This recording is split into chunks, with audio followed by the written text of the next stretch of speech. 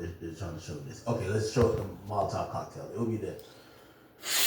Petey Scotch. Here we go. Going to jail. This is a bottle of explosive and blow up without going to jail. This is a bottle of delicious Petey Scotch. This is a bottle of delicious Petey Scotch, registered with the ATF as a destructive device so we can legally fill up with gasoline and throw as a live Molotov cocktail. Oh, so you put gasoline in a bottle. You put like a thing in it. Damn, I feel like I'm teaching y'all how to do some shit. Don't do this. Don't do this, Chad. Y'all gonna get locked up. And you light here, and then when you throw it, the bottle breaks, the gasoline, and not. Oh. This is a destructive device, well, because it's a freaking bomb, and this is one because, well, it's an incendiary weapon. These are all destructive devices, but you, as a private citizen, can legally own them. Stop the cat, bro. All right, don't listen to this blow ass nigga. Okay, here's. How do Molotov cocktails work and why are they such effective weapons? In their simplest form, these devices are just bottles filled with flammable or combustible liquid like gasoline or alcohol, along with a rag that stops up the bottle top, resting in the fuel inside. This rag in the top essentially acts as a fuse, or like a wick in a candle. When the rag is lit, the Molotov cocktail is thrown, the bottle then shatters, spraying flammable fuel everywhere, which is then caught on fire by the lit rag or cloth. First used in 1936 in the Spanish Civil War against Soviet tanks, what makes the Molotov such a useful weapon is how simple it is to make and how much damage it can do to much stronger targets, like tanks. Over the years, Molotov cocktails have been refined and even mass-produced, but at their core they remain this same incredibly flammable device. Sometimes thickening agents are added to the fuel to make it stick to the target, dealing even more Anthony damage. Arnold, thank you for the 5 gifted. Appreciate you, my boy.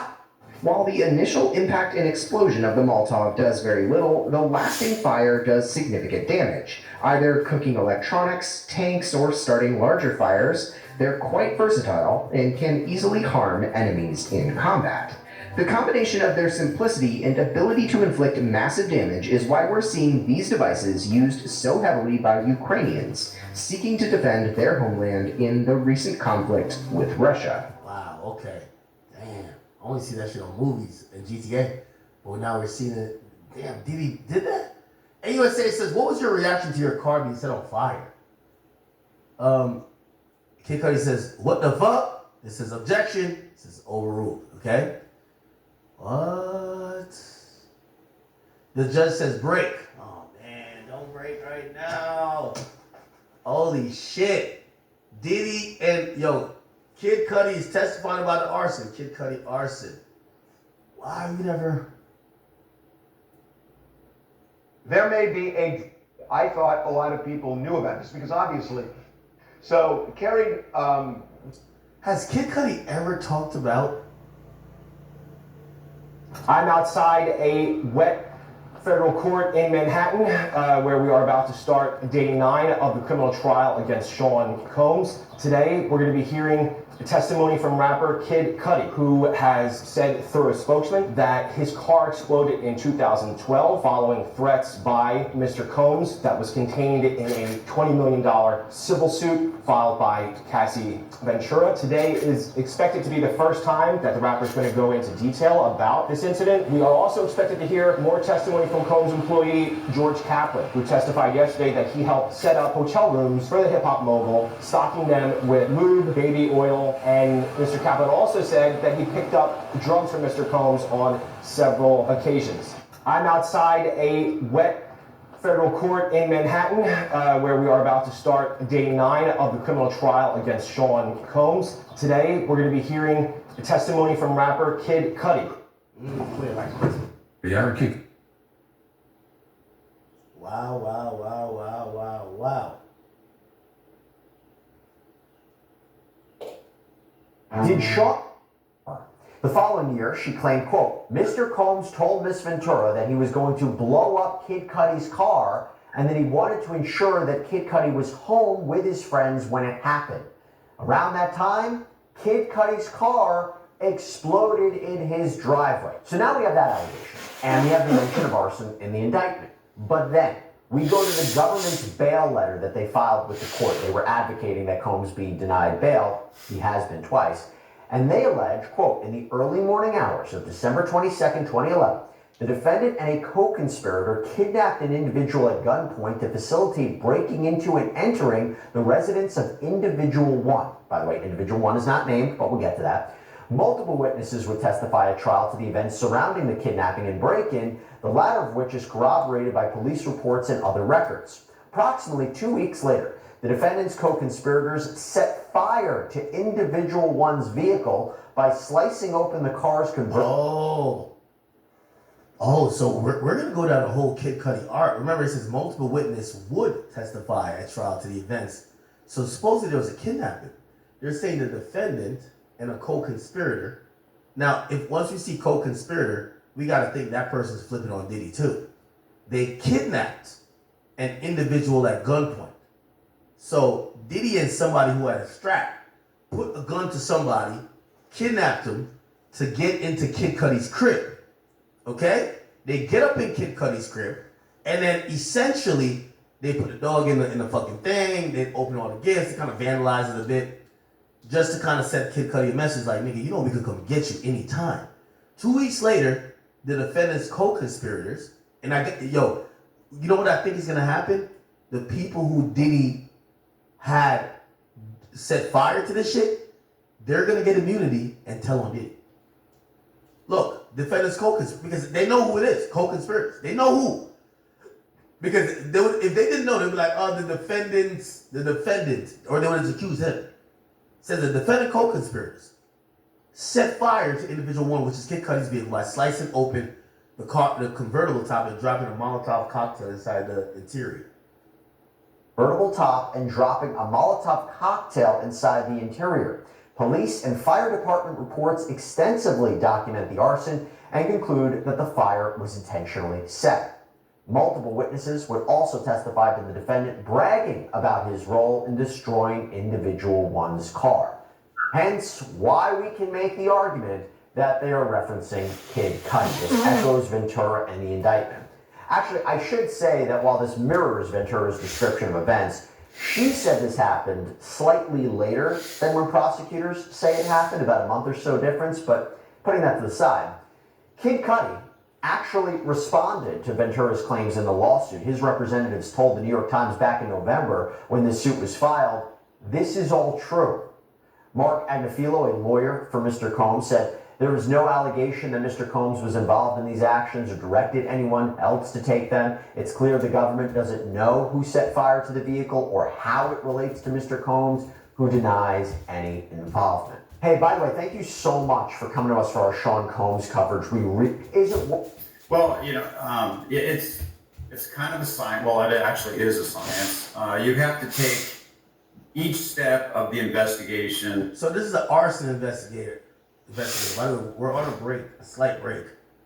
Hopefully they'll come back soon. They haven't come back yet. Alright, we're waiting. But Envu were all the girls out, the baddies. Once you know baddies, in line with the NFPA guidelines for fire investigations, which is to identify a problem, collect.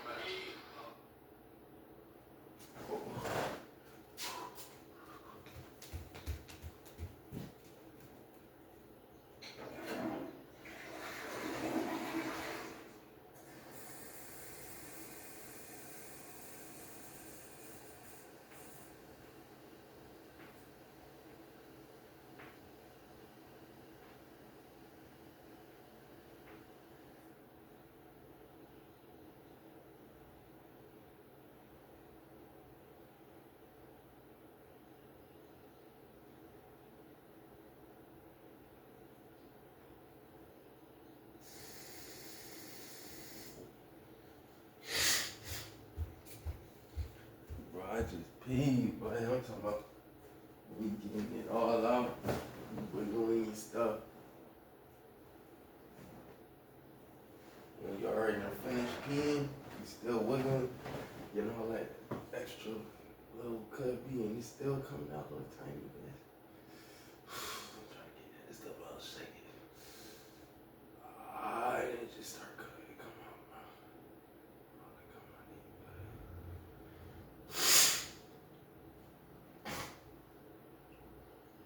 you pull a smoke session.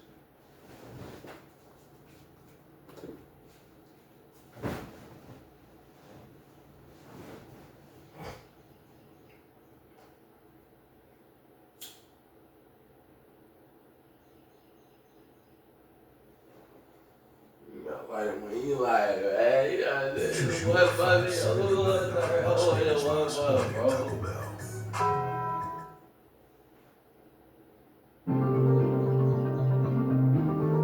And so I/O is merging with OpenAI.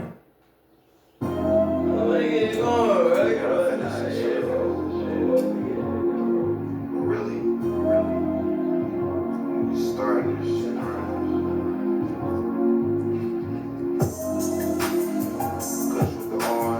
We on the bus, first day of Taylor Gang World Tour. We on the bus first day. Alabama. First day. Gulf Shores, Alabama. Yeah, we on the tour bus now, so it's official with it. You can see Alabama actually back here. The water at the pool. You can come on in. That's Airbnb. Again, that's not talking about show, that water. That's good, right? Usually niggas be having like a little lounge back here, but not me. I'm 6'4", 6'5", tall boy. I'll see y'all in the morning, but we about to do this Gulf Shore shit. We about to party out here, hang out, chill, get ready for the show, go check out a few shows. Nothing too crazy, baby. Gay.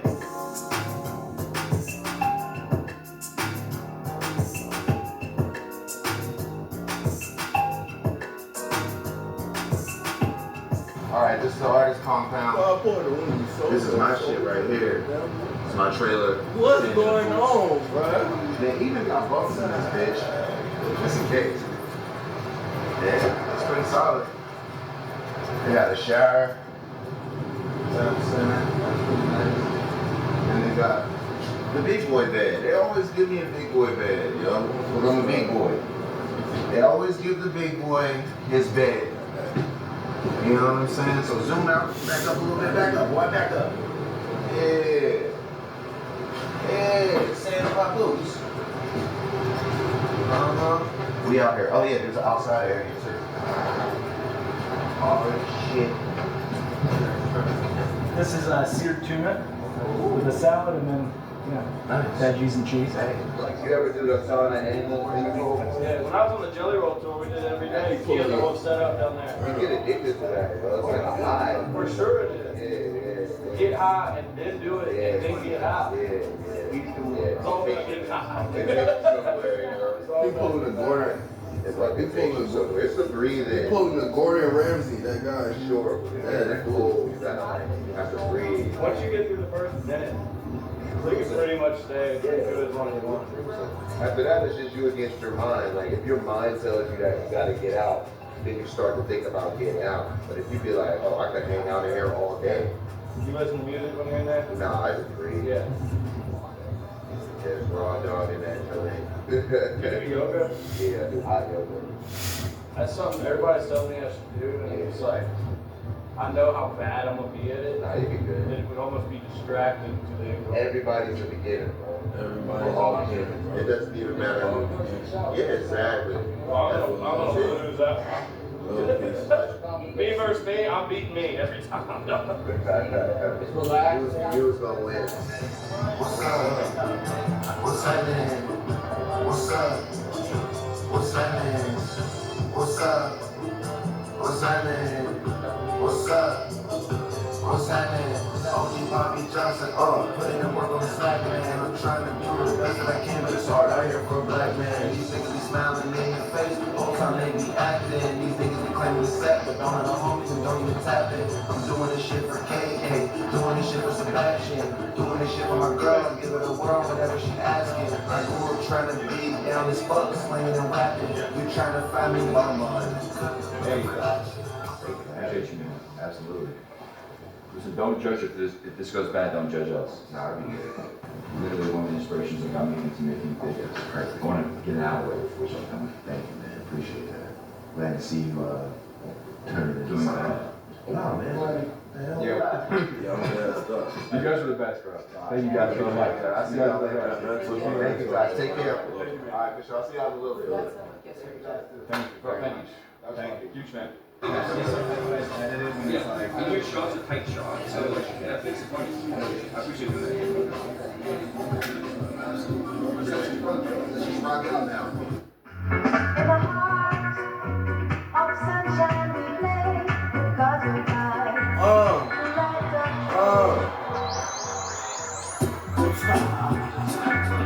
Touch Khalifa bars, all time with it.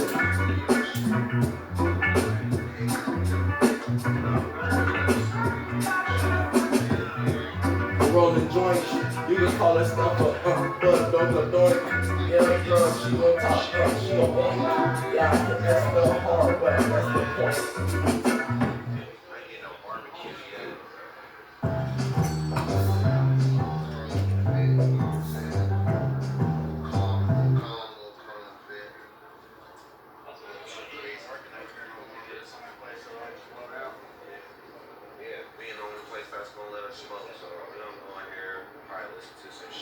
We always see if we feel like making some shit, making something to eat, maybe some wings, some burritos or something. Welcome to the studio. Yo, keeps it getting.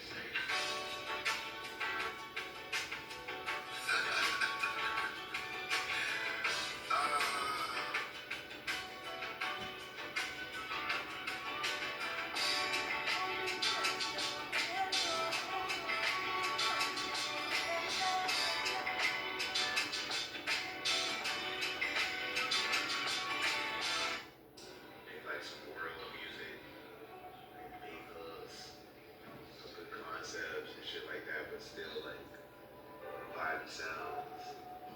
Yeah, they need it, man. Hell yeah. Second time I heard that today. They need it. Yeah, just a couple of inputs, big enough and loud enough for everybody to understand. I mean, talk your shit on the verse like always, but just enough to get everybody in.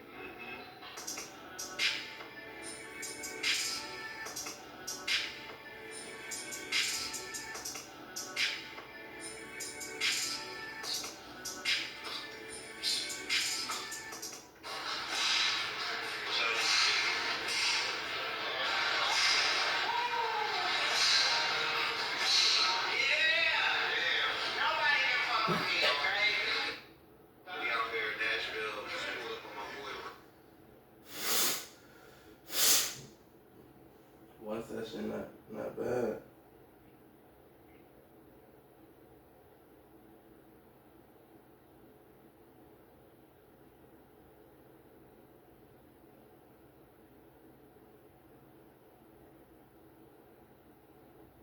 Isn't just an argument.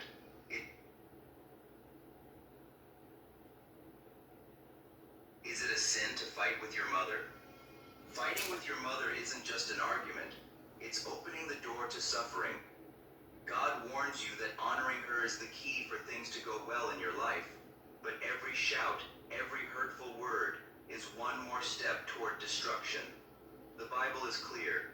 Honor your father and your mother, so that your days may be prolonged on the earth, and things may go well for you.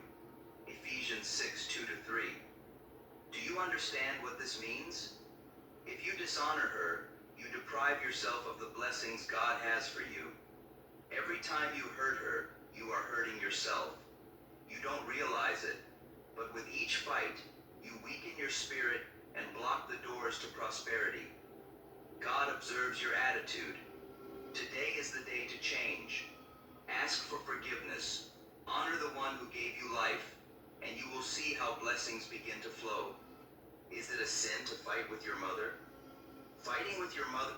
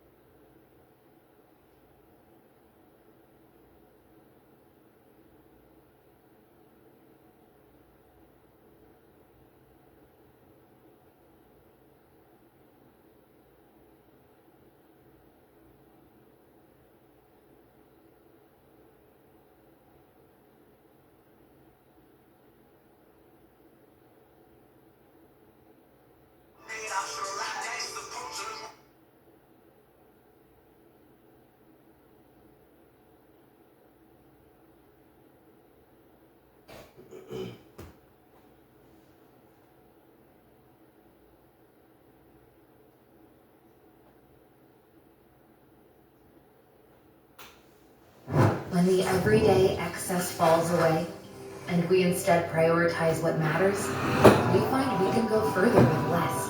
Siggy Skier, full of protein, less ingredients, less sugar. Less sets you free.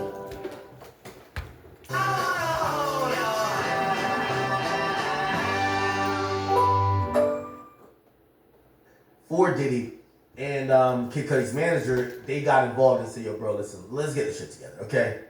So they set up a meeting. And, yeah. Cool. Now, AUSA says, yo, what was Mr. Combs doing? Kid Cudi says, standing there like a Marvel supervillain. He said they go to the meeting at Soho House, and Diddy standing there like a Marvel supervillain. Kid Cudi says, he said we were homies, but he said, you know that's my girl. Kid Cudi said, what did you say? You can tell Kid Cudi, he a bitch. He said, bro,